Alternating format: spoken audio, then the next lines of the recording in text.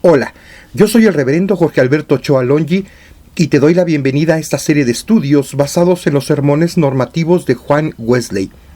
Cuando termines de escuchar este estudio, ya solo faltarán 9 podcasts basados en los sermones normativos de Wesley. Ya estamos muy cerca de terminar, con el favor de Dios. Estoy grabando este podcast desde la gran Ciudad de México, una ciudad que ojalá tengas la oportunidad de visitar en algún día. Quizá escuches algo de los sonidos de esta ciudad al fondo. En este momento tengo un resfriado y por favor entonces te pido que tengas un poco más de paciencia conmigo. Ese es el estudio o podcast número 42, basado en el sermón 44, El pecado original. El título de este estudio 42, es decir, el título de la propuesta de relectura al sermón de Wesley es: el pecado original y sus consecuencias son una realidad. La finalidad de la fe cristiana es nuestra restauración. Estos estudios no sustituyen a la aproximación directa de cada sermón de Wesley, lo cual te aconsejo hacer, recordándote que Wesley realizó su obra en la Inglaterra del siglo XVIII. Ya sabes que mi propósito no es leerte el sermón de Wesley, sino hacer un resumen, una contextualización y adaptación basada en estudios wesleyanos desde una perspectiva teológica y pastoral latina. Además de que te proporciona información introductoria para hacer juntos y juntas una propuesta de relectura, aunque para ello, sobre todo, es necesaria tu participación, reflexionando, preferentemente como grupo, y también llevando a la acción lo que juntos y juntas hemos reflexionado. Estos estudios siguen el modelo de ver, juzgar, actuar. Si deseas conocerme mejor y qué me motiva a hacer estos estudios, por favor escucha los podcasts, ya sea el 33 o el número 13. Estos podcasts son de mi autoría, tienen derechos reservados, pero tú puedes usarlos gratuitamente. Puedes bajarlos, pero la condición es que por favor cites la fuente y me escribas a mi página de Facebook qué uso les vas a dar. Te invito también a grabarlos para que los compartas con aquellos que no tengan internet o computadora. Hay mucha gente que no tiene acceso a esos medios. Eso sí, sin comercializarlos, por favor. No autorizo a ello. Tampoco autorizo a que estos podcasts se usen en plataformas con fines engañosos y que pueden contener malware. Por favor, ayúdame a difundir estos estudios, a pasar la voz. Avisa sobre estos materiales gratuitos en tu congregación, ya sea en los momentos de avisos, en el boletín, a través de las redes sociales y más. Recomiéndanos, por favor. Recuerda que los sermones normativos de Juan Wesley tienen aún en nuestra época capacidad doctrinal normativa para las iglesias consideradas de toda la familia wesleyana, que incluyen a las iglesias metodistas, nazarenas, metodistas libres, wesleyanas, metodistas pentecostales, del Ejército de Salvación, de iglesias de santidad, de varias iglesias pentecostales y más. Estos sermones también son útiles para todos los cristianos en general y considero que también para todas las personas, independientemente de su contexto religioso o espiritual. Sé bienvenido o bienvenida y ojalá puedas escuchar las 4 colecciones anteriores que ya publiqué y esta colección que es la última. Espero que hayas notado que las portadas de esta última colección están hechas como un collage de imágenes con las cuales he querido representar lo que considero es este proyecto. Comienzo con una imagen representando a Juan Wesley con su frase: lo mejor de todo es que Dios está con nosotros. Posteriormente verán una Biblia abierta a propósito en el libro de Éxodo capítulo 15, con un tulipán a un lado. Abajo hay 3 imágenes: la estatua ecuestre de Juan Wesley, que se encuentra en Bristol, Inglaterra. En el centro está la fachada de una de las llamadas catedrales del metodismo mexicano, la iglesia La Santísima Trinidad de Gante 5, México DF, Por cierto, esta iglesia alguna vez me tocó ser su superintendente de distrito ya hace algunos años. Y enfrente de la iglesia de Gante verán el monumento a la Biblia. Perdón. Al lado derecho verán a unas mujeres metodistas indígenas guatemaltecas y a un hermano conversando sobre su identidad wesleyana desde una perspectiva de su herencia cultural. Abajo verán una porción de la famosa piedra del sol o calendario azteca, con lo que quiero simbolizar también con orgullo la herencia de nuestros pueblos originarios y sus grandes aportes. Y hasta abajo verán las violetas de mi madre, con lo que quiero representar tanto mi gratitud a mi madre por su enseñanza espiritual, como también la importancia de la naturaleza y toda la creación. Por eso también he colocado imágenes que hacen alusión a la naturaleza, reconociendo que es importantísima también en nuestra elaboración teológica. Entramos a la introducción del estudio. Buena parte de la teología cristiana de Occidente cree en la doctrina del pecado original o de nacimiento, y es uno de los artículos de religión que tenemos los metodistas, por ejemplo. Ahora bien, lo cierto es que en el Antiguo Testamento, exceptuando algunas alusiones al Eclesiastés, nunca se habla de la existencia del pecado original, y por lo tanto, esa es una doctrina que casi no está presente en el judaísmo actual, salvo algunas pequeñas excepciones. El pecado original es una doctrina cristiana occidental, desarrollada por Ireneo de Lyon en el siglo II, y posteriormente fue más desarrollada por San Agustín de Hipona en el siglo IV y V, en donde se afirma que el ser humano antes de la caída poseía inmortalidad y pureza. Justo es decir, que esto no es un pensamiento universal del cristianismo. Y vaya que lo sé, porque este fue parte de mi tesis de licenciatura en el seminario Dr. Gonzalo Vázquez Camargo, hacer todo este estudio. Por ejemplo, la Iglesia Oriental niega la existencia de la naturaleza pura como un estado original del ser humano. Justo es aclarar todo eso. Juan Wesley, al igual que casi todos los teólogos cristianos occidentales de su época, pensó que la corrupción universal se debe a la caída de Adán. Explicó la corrupción universal como una consecuencia de la caída de Adán, utilizando el literalismo bíblico. Wesley enseñó que debido a este acontecimiento todos los seres humanos mueren, y se basó, entre otros textos, en Romanos capítulo 5, versículo 12. Por el primer hombre entró en el mundo tanto la muerte natural como la espiritual, que por un solo hombre el pecado entró en el mundo, y la muerte como consecuencia del pecado, y que de él la muerte pasó a todos los hombres por cuanto todos pecaron. El teólogo metodista estadounidense Albert Outler, él llegó a proponer que para actualizar la teología wesleyana, podemos ya dejar una buena parte de la retórica de Wesley relacionado a su aparato contextual y conceptual que tuvo en el siglo XVIII. También dejar de lado, es lo que propuso Albert Outler, las nociones literales de la caída de Adán o de la transmisión seminal del pecado y de la culpa, cosa que se enseñaba en las escuelas de teología hace algunos siglos, ya que son incomprensibles para nosotros en la actualidad, incluso pensando bíblicamente. La esencia del pecado humano brota de nuestra proximidad con el infinito y de nuestros deseos de evitar o escapar a los términos reales de nuestra existencia finita. Ahora bien, es cierto que Wesley sostuvo una doctrina tradicional del pecado original, pero lo cierto es que él tomó una dirección diferente a la soteriología protestante clásica. Lutero y Calvino clasificaban el residuo del pecado, vamos a llamarlo el fomes peccati, como algo que no se podía erradicar.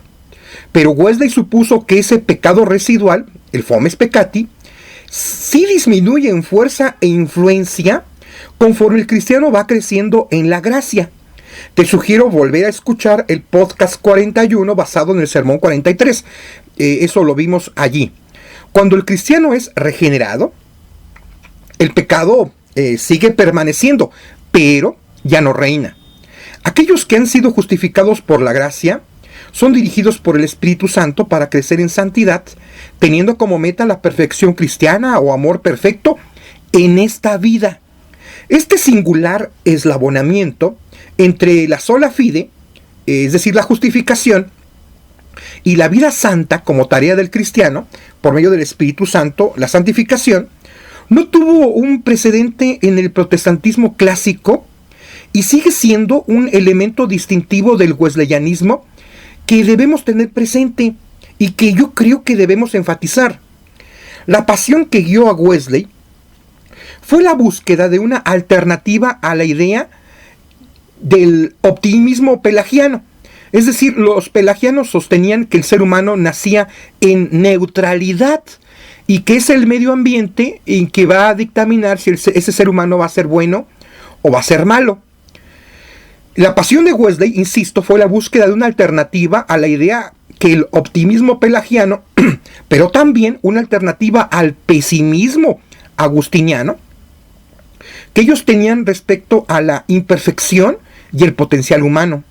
La teología wesleyana enfatiza la responsabilidad humana, la cual tiene que cooperar con el Espíritu Santo para obrar la santificación en el llamado ordo salutis, u orden de la salvación o vía de la salvación, como ya vimos en el estudio anterior. Así Wesley se expuso a cargos de inconsistencia, tanto por los católicos romanos, como también por los protestantes clásicos. Es decir, que a los católicos les pareció extraña la doctrina wesleyana, pero también los protestantes clásicos vieron con preocupación la doctrina wesleyana. Pero lo cierto es que Wesley logró hacer algo que ni los protestantes clásicos ni los católicos romanos habían logrado. Esa es parte de nuestra herencia wesleyana que debemos estudiar. Rudolf Bultmann, un teólogo luterano alemán que impactó a la teología cristiana de manera significativa después de la Segunda Guerra Mundial, sostuvo que el pecado en el mundo no tiene otro origen que el pecado del propio ser humano, por su acto de desobediencia y no por la acción de una potencia mítica maligna. El pecado original es el acto de la autocomprensión por el que el ser humano pretende existir en sí y trata de negar su condición original de criatura. Así el ser humano pretende ocupar el lugar de Dios. Este acto se convierte entonces en la antítesis de la fe. A este existir en sí mismo, en esta inversión de la relación entre el creador y la criatura, es lo que Bultmann llamó pecado original. El psicoanalista francés Jean-Marie Pauillac, en esta misma tónica, formuló el significado del pecado original como quererse hacerse Dios y suprimir la diferencia. Es decir, el pecado original consiste en que el ser humano desea erradicar a toda costa que es un ser finito, que es limitado y que es mortal. Es decir, el ser humano tiene un tremendo temor a morirse y desea usurpar el ser Dios. Ese es el estudio podcast 42 basado en el sermón 44, el pecado original. El título de este estudio 42, es decir, el título de la propuesta de relectura del sermón de Wesley es el pecado original y sus consecuencias son una realidad. La finalidad de la fe cristiana es nuestra restauración. Léase Génesis capítulo 6, versículo 5. Y vio Jehová que la maldad de los hombres era mucha en la tierra, y que todo designio de los pensamientos del corazón de ellos era de continuo solamente el mal. Concepto para aprender y vivir. El pecado original y sus consecuencias son una realidad. Oremos. Señor nuestro Dios, te pido que en este momento bendigas a aquella persona que está escuchando este audio y ayúdanos, Señor Dios, a que juntos y juntas podamos hacer una relectura de este sermón. Te pedimos que esto sea de bendición para nosotros y que cada día procuremos seguir creciendo en nuestra fe y en tu gracia. Por Cristo Jesús. Amén. Palabras clave. Pecado original. La doctrina del pecado original expresa que el ser humano tiene una tendencia a pecar, y esa tendencia está bíblicamente expresada en la desobediencia de Adán. Cada ser humano que nace no viene en neutralidad, sino con esa tendencia a separarse de Dios. Pero así como cada ser humano trae esta tendencia, Dios trata de salvarle a través de su gracia, ya que Jesucristo es el segundo Adán. Esta es una doctrina bíblica que sostiene nuestra iglesia. Relectura de Génesis capítulo 6, versículo 5. Es importante que respondas estas preguntas. ¿Crees que la humanidad tenga una tendencia a hacer lo malo? ¿Qué sabes de la doctrina del pecado original o de nacimiento? Nuestra iglesia, la iglesia en la que tú asistes, ¿sostiene esta doctrina del pecado original o de nacimiento? ¿Qué piensa nuestra iglesia? Y esta es la parte en donde me fundamenté preponderantemente en el sermón de Wesley. Ciertamente hay mucha diferencia entre este texto de Génesis capítulo 6, versículo 5, y la idea tan extendida de que todo el ser humano es perfección. Tan solo basta ver nuestra realidad cotidiana para darnos cuenta que la maldad está presente en nuestro mundo. La Biblia afirma que por la desobediencia de Adán, todos los seres humanos fuimos constituidos pecadores. Romanos 5:19. Y que por esta razón los seres humanos hemos muerto espiritualmente. Primera carta a los Corintios 15:22. Por lo tanto, los seres humanos estábamos sin esperanza. Efesios 2:10. Ya que por cuanto todos pecaron y están destituidos de la gloria de Dios. Romanos 3:23. Y esto concuerda con el texto bíblico de nuestro estudio. Número 1, Romano. ¿Cómo eran los seres humanos antes del diluvio en los tiempos de Noé? Precisamente nuestro texto corresponde a ese tiempo, y esta maldad era la condición del ser humano en general. Sin embargo, entre todo el número de personas, solo Noé halló gracia ante Dios. Génesis 6:8. Todos los seres humanos tenían una inclinación al mal. ¿Cuán distante el ser humano está de su condición original cuando fue creado por Dios? A esto se le denomina justicia original. ¿Cuán distante está el ser humano de mostrar la imagen y semejanza de Dios, que le llevó al Señor a expresar que toda su creación era buena en gran manera? Génesis 1:31. Número 2, Romano. ¿Cuál es la condición del ser humano hasta el día de hoy? La Biblia no nos da ninguna razón para pensar que el ser humano es distinto y que ha mejorado. Nuestra experiencia nos dice que hoy día hay hambre, hay guerras, hay violencia, maltrato a personas, maltrato a los animales y a toda la naturaleza. La Biblia dice que no hay quien haga lo bueno. No hay siquiera uno. Salmo 14:4. Esa es la postura también de los profetas. Isaías 1, 5 y 6. La misma evaluación es dada por los apóstoles, aunque el propio ser humano pecador no se da cuenta de ello y ve todo el mal como si fuera lo normal. De la misma forma que quien nace sin vista no se da cuenta de esta carencia.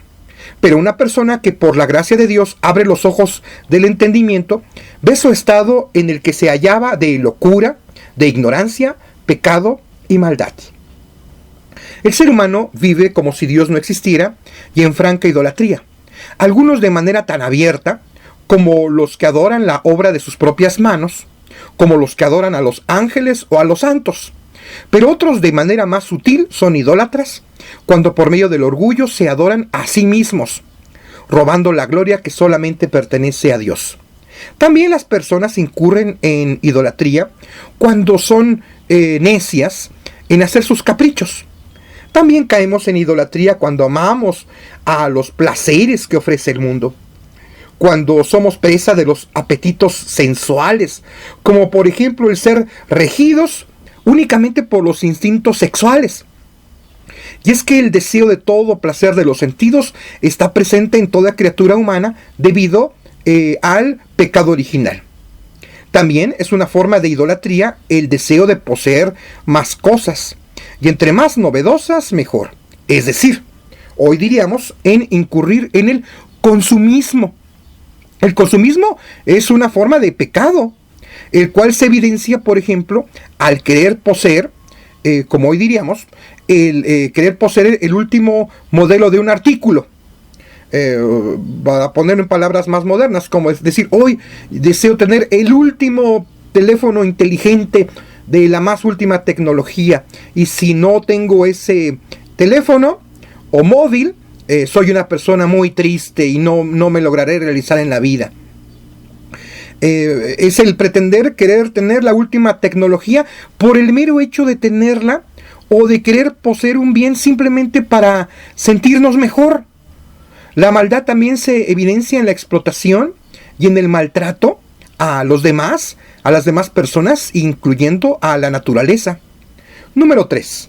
Sacaremos algunas conclusiones de lo que hemos dicho. Nuestra iglesia, al igual que el cristianismo histórico de Occidente, afirma que todo el ser humano está infectado por el pecado original o de nacimiento.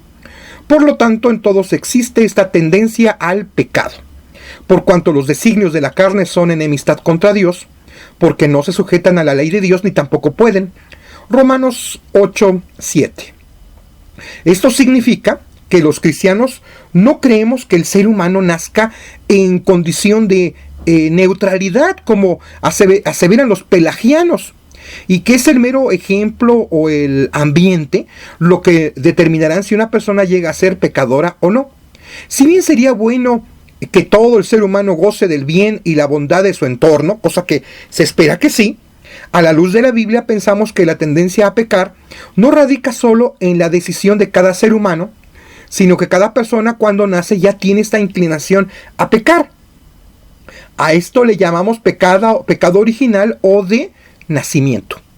Entonces concluimos que nuestra fe cristiana es el método divino para sanar un alma que está del todo enferma, y la forma en que nos sana es reconocer, y voy a ponerlo en palabras personales, pero también por favor aplícatelo a ti. La forma en que el Señor sana nuestra alma es reconocer que Cristo me amó, que se dio a sí mismo por mí. Gálatas 2:20. Mediante el arrepentimiento y la humildad, la enfermedad del orgullo es curada. La enfermedad de la terquedad es sanada mediante la aceptación de la voluntad de Dios. Y para la enfermedad de amar a lo mundano y sus placeres, el remedio de todo ello es el amar a Dios, el amar a nuestro prójimo y también el amar a todas las criaturas. La gran finalidad de nuestra fe cristiana es renovar nuestros corazones a la imagen de Dios, reparar aquella pérdida de la justicia y santidad que padecimos por el pecado original. Si nuestra religión cristiana no busca ello, si no busca esta restauración, hay que decirlo claramente: si la religión cristiana, el cristianismo, si tu fe cristiana, si así quieres llamarle, no busca una restauración, déjame decirte, en realidad es una farsa. En realidad es una burla a Dios, y en consecuencia esa fe es una impostora. Por ello, estimado o estimada escucha, ten mucho cuidado de los maestros y maestras de mentiras que quieren hacerte creer que otra cosa menos es el cristianismo. Como por ejemplo que ser cristiano es un club social, que es un grupo de amigos, es una forma de lavado de cerebro, es una forma de hacer un club simplemente, o que es una forma de hacer una catarsis, es una forma de solamente sentirte mejor, o como dijera ahora, que pares de sufrir, ¿no? Estimado escucha, tú que me escuchas, aférrate a la fe que ha sido dada una vez a los santos. Judas 3. Conoce tu enfermedad y conoce tu cura. Sí, tú y yo fuimos nacidos en pecado. Por tanto, os es necesario nacer de nuevo. Juan 3:7. En Adán todos mueren. En el segundo Adán, es decir, en Cristo, hallarás la vida. Primera carta a los Corintios 15:22. Ve adelante hasta que toda tu enfermedad sea sanada y plenamente haya en ti el sentir que hubo también en Cristo Jesús. Filipenses 2:5. Esta maldad que ves en el mundo no es lo normal, sino que es debido a que el ser humano vive extraviado. No te acostumbres a ver la maldad como algo normal. Este no es el estado en que Dios desea que viva nuestro mundo. Dios desea que este mundo sea un mundo mejor. Nuestra fe cristiana es la fe que obra por el amor. Gálatas 5:6. Y este amor debe mostrarse a todos y a todas, incluyendo a toda la creación de Dios. Oremos para que en Jesucristo encontremos la vida y no nos acostumbremos a suponer que la maldad en el mundo es el estado normal de las cosas. Amén. Profundizando, contesta por favor estas preguntas. ¿Qué te dice tu propia experiencia? ¿El ser humano es pecador? Da algunos ejemplos. En tus propias palabras escribe o medita. ¿Qué es el pecado original o de nacimiento? Número 3. ¿El ser humano cuando nace lo hace en neutralidad? ¿O nace con una tendencia a pecar? Número 4. ¿Cuál es la gran finalidad de la fe cristiana? Si no cumple esto, la fe cristiana o supuestamente cristiana, ¿en qué se está convirtiendo? Comparte las respuestas con tus compañeros y compañeras de clase. Para crecer en nuestra vida cristiana, después de un momento de oración y meditación, ver, hasta antes de este estudio, ¿cuál era para ti la finalidad de la fe cristiana? Juzgar, a la luz de las sagradas escrituras, de este estudio, de tu conciencia y sobre todo con la ayuda de Dios, ¿te ha ayudado este estudio a precisar cuál es la finalidad de la fe cristiana? ¿En qué? Actuar. ¿Qué harás para nunca olvidar que la gran finalidad de tu fe cristiana mediante Cristo es renovarte a la imagen de Dios? ¿Qué harás para no conformarte con algo menor de ello? Vida en comunidad. En esta semana, ¿qué acciones como grupo implementarán con amor y humildad para que, si así no lo fuera, tu comunidad de fe conozca que la finalidad de nuestra fe cristiana es mediante Cristo ser renovados o renovadas a la imagen de Dios y reparar la justicia y santidad perdidas en el pecado original?